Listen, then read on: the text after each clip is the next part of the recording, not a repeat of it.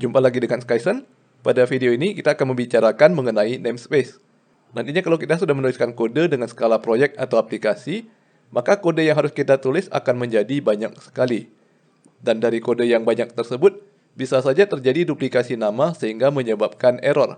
Sebagai contoh, misalkan kita hendak membuat aplikasi untuk sekolah, kemudian kita hendak menuliskan kode untuk membership kegiatan ekstrakurikuler. Akan ada beberapa membership yang berbeda, misalnya membership untuk klub komputer, membership untuk klub seni, dan membership untuk klub olahraga, dan lain-lain. Namun kalau kita menuliskan semua kodenya menggunakan nama membership, maka pada PHP terjadi fatal error, karena PHP tidak memperbolehkan penggunaan nama yang sama lebih dari satu kali. Disinilah kegunaan dari fitur namespace. Dengan menggunakan namespace, maka kita bisa mengelompokkan kode berdasarkan klasifikasinya. Asalkan kode berada di namespace yang berbeda, kita bisa menggunakan nama yang sama. Namespace digunakan bukan hanya untuk menulis kode kelas saja ya, namun bisa juga digunakan untuk menuliskan function dan konstan. Dan nantinya kalau kita hendak mengakses kode yang berada di dalam namespace, maka kita harus menyebutkan nama namespace-nya. Namespace bersifat nested, jadi kita bisa menambahkan namespace di dalam namespace. Berikut adalah contoh kode namespace.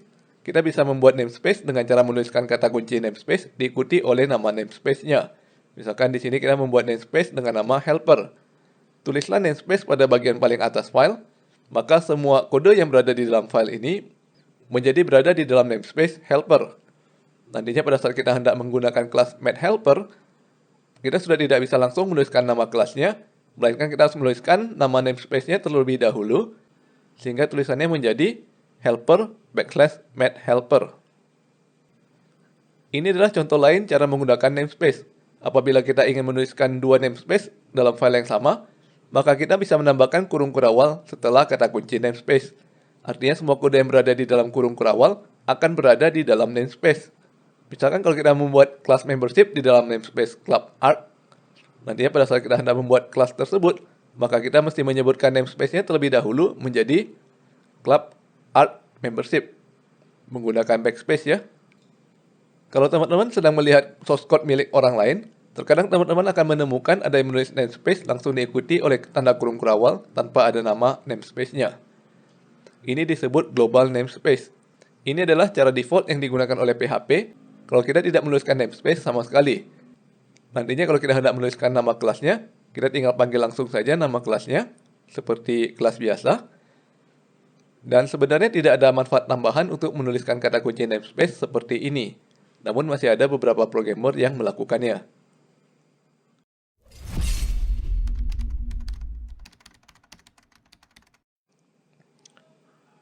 Agar lebih jelas kita praktek coding, kita buat file baru pada folder class. Kita beri nama membership.php.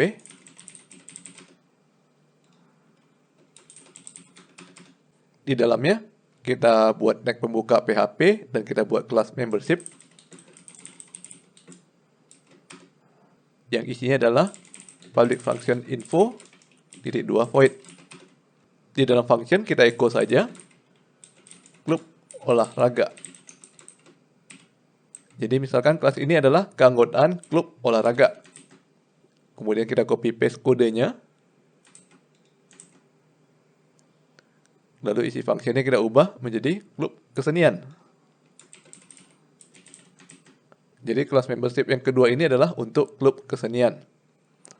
Selanjutnya kita buat file baru. main.php. Kita buka tag PHP. Lalu kita require once. Kelas garis miring membership. Kita coba jalankan ya main.php. Di sini saja kita sudah mendapatkan fatal error ya, karena nama kelas membership digunakan sebanyak 2 kali. Jadi di sini kita mesti melakukan pengelompokan terhadap kelas membership. Kita bisa menggunakan namespace. Pada kelas pertama kita gunakan namespace club sport. Kita pindahkan kode kelasnya ke dalam namespace. Sedangkan untuk kelas kedua kita gunakan namespace club _art. Kita pindahkan juga kodenya ke dalam namespace. Kita balik jalankan main. Sekarang sudah tidak error ya, namun kita masih belum menggunakan kelas membership. Biasanya kalau kita hendak membuat objek dari kelas membership, kita menulis kodenya seperti ini ya. Variable membership sama dengan new membership.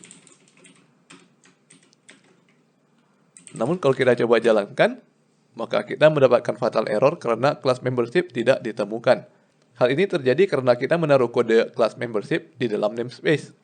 Jadi kalau kita hendak menggunakan kodenya, maka kita harus menambahkan nama namespace-nya, sehingga nama kelasnya menjadi club /sport /membership. Selanjutnya kita coba panggil method info.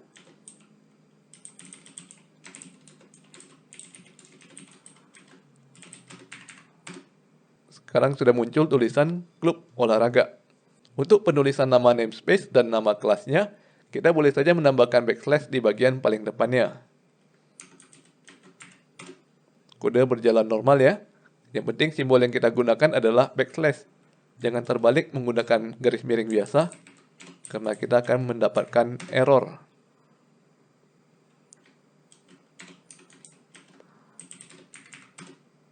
Apabila kita ingin menggunakan membership dari klub kesenian, maka kita tinggal mengganti nama namespace-nya menjadi club art.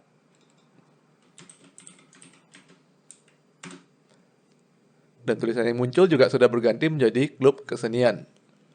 Kita sudah mencoba menggunakan namespace untuk mengelompokkan kelas ya.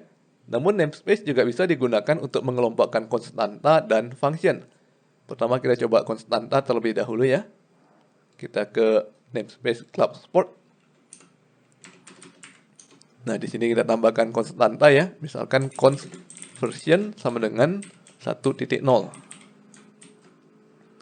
Nah, untuk memanggil konstanta pada main, kita tidak bisa langsung menggunakan nama konstantanya version ya. Jadi misalnya kita di sini echo version. Hasilnya error karena tidak ditemukan konstanta version. Kita harus menambahkan namespace-nya menjadi club /sport /version. Kita juga bisa menambahkan konstanta yang sama pada club art. Kita copy paste. Namun misalkan nilainya kita ganti ya. Kalau art version 2. Kita kembali ke main PHP. Kalau dijalankan tidak error. Kita mendapatkan hasil 1.0 walaupun ada dua buah konstanta dengan nama yang sama version. Namun kalau kita ubah nama namespace-nya menjadi club art, maka kita mendapatkan nilai 20. Kita juga bisa menambahkan function pada namespace. Misalkan namespace club sport, kita tambahkan function test.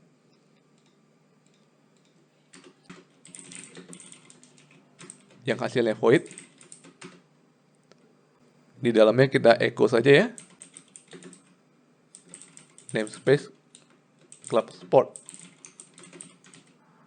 Kemudian kita coba panggil pada main. Kita tulis langsung nama fungsinya test. Maka kita mendapatkan hasil bahwa PHP tidak mengenal function test. Seperti biasa, pada nama fungsinya perlu kita tambahkan namespace ya. Jadi kita tambahkan menjadi club /sport /test. Maka function dapat berfungsi dengan benar. Kita masuk ke topik selanjutnya. Apabila kita sering menggunakan kode pada namespace, maka kita malah kesulitan karena setiap kali harus menuliskan nama namespace-nya.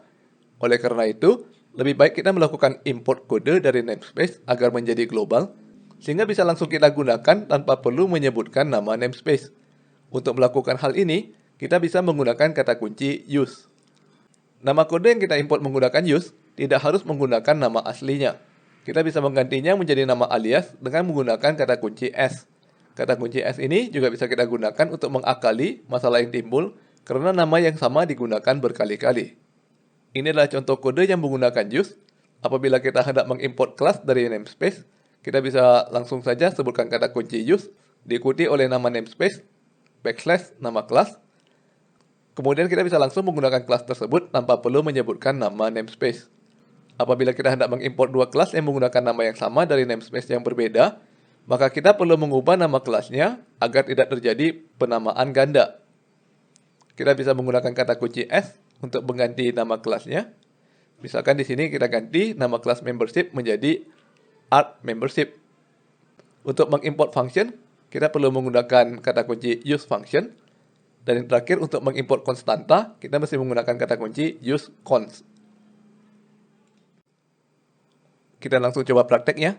Misalkan yang pertama ini kita hendak menggunakan kelas membership pada namespace club sport. Pada kode lama kita mesti menyebutkan nama namespace-nya terlebih dahulu.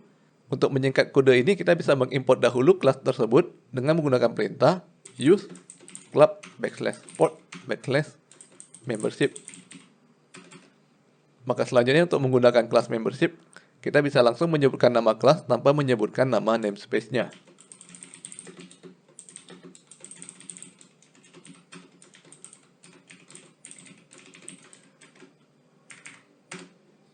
Apabila kita ingin mengimport juga kelas club art membership, sebagai contoh di sini kita copy paste ya kodenya untuk mengimport club art.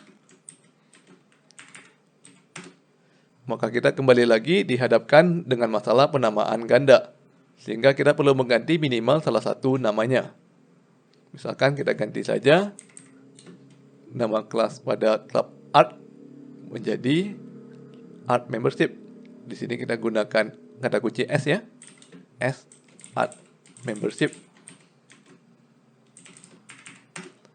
Sekarang kode sudah tidak error ya, namun kalau kita hendak menggunakan kelasnya, maka kita harus menyebutnya dengan nama art membership. Kita coba lagi untuk mengimport function ya.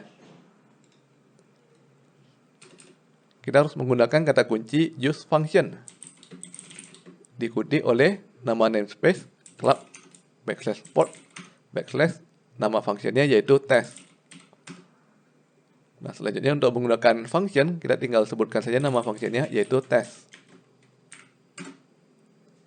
Dan yang terakhir, kita coba untuk mengimport konstanta.